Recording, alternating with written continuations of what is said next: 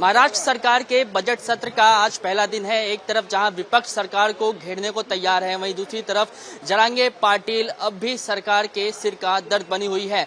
मेरे साथ इस वक्त बातचीत करने के लिए नाना पटोले मौजूद हैं, प्रदेश अध्यक्ष महाराष्ट्र कांग्रेस के। नाना, आज बजट सत्र का पहला दिन है, किस तरीके से सरकार को घेरने की तैयारी है विपक्ष की? देखो, हमें घेरने की नहीं, सरकार ही खुद घिरी हुई है, हमें घेरने की जरूरत नहीं है।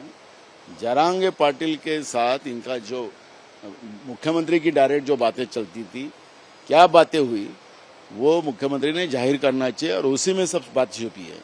जब जरांगे पाटिल के मोर्चे के ऊपर, जो आंदोलन के ऊपर जब लाठीचार्ज हुआ था, राज्य के उप मुख्यमंत्री ने कहा कि मैंने 100 में लाठीचार्ज करने का आदेश दिया था। क्यों दिया था, इसका भी जवाब देना पड़ेगा।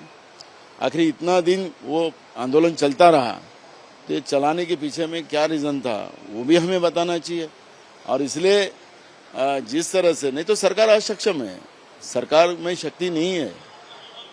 इस तरह के आंदोलन को इस तरह का बढ़ावा मिलना और महाराष्ट्र की बदनामी करना, ये सरकार ने कराया है, उसके परिणाम तो भुगतना पड़ेगा। इसलिए सरकार खुद घिरी हुई है और उससे भागना चाहती है, और सरकार को हम भागने नहीं देंगे, क्योंकि ये महाराष्ट्र के शाहू फुले आम्बेडकर विचारों को इन्हें जो मलिन किया है, उसका जवाब तो इनको देना पड़ेगा। ना, लेकिन एक दिन का विशेष अधिवेशन बुलाया गया था, उसमें मराठाओं को 10% शिक्षा और रोजगार में आरक्षण देने की बात कही गई, ओबीसी समाज से इतर आरक्षण देने की बात कही गई है। बावजूद इसके मनोज जरांगे पाटिल अगर इस तरीके के निचले स्तर के शब्दों का प्रयोग अगर मुख्यमंत्री के लिए करते हैं, तो आप इसको कहां तक जायज मानते हैं? भाई, छगन भुजबल को गाली दे रहा था तब नहीं तकलीफ थी, वो पिछड़े समाज के। नाना पटोले को जूते मार रहे थे तब नाना पटोले पिछड़े समाज का, तो वो चलता था। वजीर वडेट्टीवार को बोलते थे तो वो चलता था। अब इनको बोलने से बड़ी तकलीफ हो गई। क्यों हुई? तुम होम मिनिस्टर थे ना, राज्य के किसी दल के नेता हो, कोई भी धर्म के हो, उसका सुरक्षा रखने की जवाबदारी होम मिनिस्ट्री की थी। अब उनके ऊपर आया और ये कहता है, उनके लोग कहते हैं कि मराठा समाज के ऊपर फडणवीस का उपकार है। किस तरह का लोकतांत्रिक व्यवस्था चला रही है बीजेपी? यानी इनको बोलो तो गलत और दूसरे को कुछ भी बोलो तो सही है। ये ऐसी राजनीति नहीं चलेगी, ये लोकतांत्रिक व्यवस्था नहीं है, उसका जवाब इनको देना पड़ेगा। और इसलिए हम मुख्यमंत्री ने जरांगे पाटिल के साथ जो भी बातें हुई, वो राज्य की जनता के सामने शेयर करना चाहिए। ये मांग कांग्रेस पार्टी रखेंगी और मुख्यमंत्री ने को देना ही पड़ेगा जवाब। जरांगे पाटिल का क्या कांग्रेस समर्थन करती है? हमने कोई समर्थन नहीं किया है। हम किसी बात का, सरकार है, सरकार ने क्या करना, सरकार ने कैसे कानून व्यवस्था राज्य में संभालना, वो सरकार की जवाबदारी है। और इसलिए हमें किसी का समर्थन करने की जरूरत नहीं है। हम सरकार को पूछना हमारी जवाबदारी है, और इसलिए हम सरकार को ये बात का खुलासा करने के लिए हम सरकार को लगाएंगे और वास्तविकता जनता के सामने सरकार को रखने के लिए बात करेंगे। देवेंद्र फडणवीस पर कई सारे सनसनीखेज आरोप जरांगे ने लगाए। क्या आप चाहते हैं एक विपक्ष के तौर पर कि उन सभी आरोपों की जांच होनी चाहिए?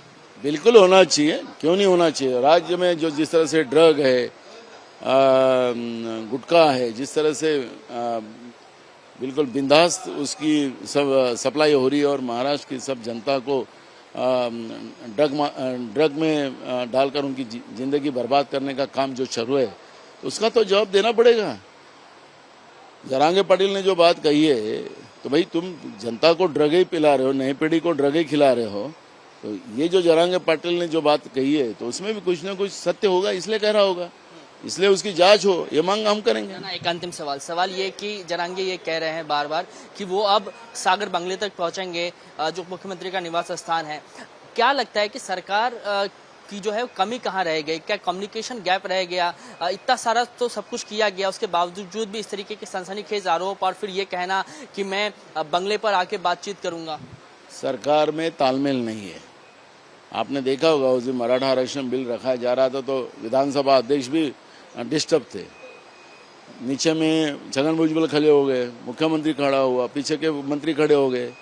क्या चल रहा है उधर कैबिनेट में? और क्या क्या लड़ाई होती है हमें पता क्या है, लेकिन यहाँ तो हाउस पूरा देश, राज्य देख रहा था, देश देख रहा था। यही उनका तालमेल नहीं है। सरकार में तालमेल नहीं होने की वजह से, और सरकार ही खुद असुरक्षित है, और उसका परिणाम पूरा महाराष्ट्र भुगत रहा है। चुनावी रिजर्वेशन इसे बताया गया है, उनका ये डर है कि ये जो रिजर्वेशन दिया गया है पिछले बार की तरह ही इस बार भी वो फिर सुप्रीम कोर्ट में जब मैटर जाएगा नहीं टिकेगा। बिल्कुल, ये चुनाव के सामने ये इस तरह का रिजर्वेशन लाना, यही सबसे बड़ा डाउट लोगों के बीच में है और उसका जवाब तो इनको देना पड़ेगा। धन्यवाद नाना, बात करने के लिए हमसे। तो ये महाराष्ट्र कांग्रेस के प्रदेश अध्यक्ष नाना पटोले हमारे साथ थे, जो ये कह रहे थे कि जरांगे पाटिल और सरकार के बीच में क्या कुछ बातचीत हुई, ये सरकार को जनता के सामने रखनी चाहिए और उनके हर एक समस्या का निवारण सरकार को करना चाहिए। कैमरामैन आसिफ खान के साथ किशोर ठाकुर, एबीपी न्यूज, मुंबई।